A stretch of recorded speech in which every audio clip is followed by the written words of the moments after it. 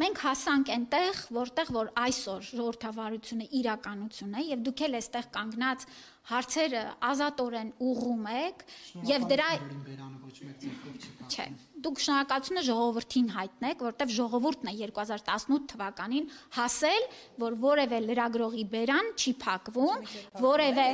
օй, տներեք, էլի, դուք այն ժամանակ չեք աշխատել։ Ես շատ լավ եմ աշխատել։ Դե ուրեմն վստահ եմ շատ լավ գիտեք փակվում էր, որտեղ էր փակվում, ինչպես էր փակվում եւ ինչպես անգամ չէր հասնում փակվելուն։ Անգամ այդպիսի փորձ չէր արվում, որպեսի կարիք լինի փակելու։ Ժորժ ջան, մենք այնպես չէ՞ էլի, որ դա 60 տարի առաջ էր։ Այո։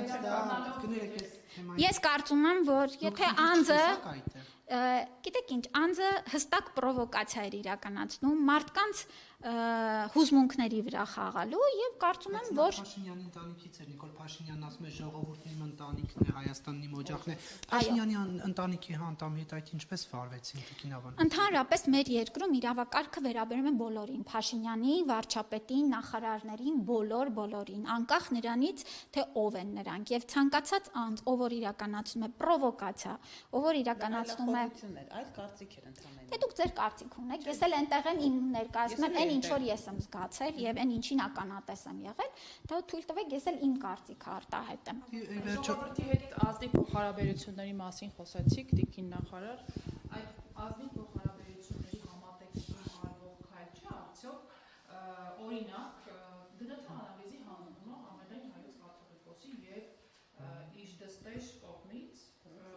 անուն ազգանունով անգամ աշխատանքի վայրը հիշվում է, չէ՞, այդ սուբյեկտը որտեղ է աշխատում եւ այլն։ Օրինակ դուք նորմալ չեք համարում, որ կաթողիկոսը նախանձախնդիր լինելով իր հեղինակության, իր պատվի հարցում այդպիսի քայլի դնա։ Ասի հավատավոր ժողովուրդ ինձ մեղադրում են կուսակրոնության օգտը խախտելու եւ դուստր ունենալու մեջ, եկեք գնանք եւ ես հանձնեմ ԴՆԹ անալիզ եւ ապացուցեմ, որ չունեմ դուստր։ Դե մենք բոլորը սպասում ենք մինչև ԴՆԹ-ն գուցե հենց կոնկրետ ժխտելուն, թող կանգնեն ժխտեն առանց դեռ հլը հասնելու,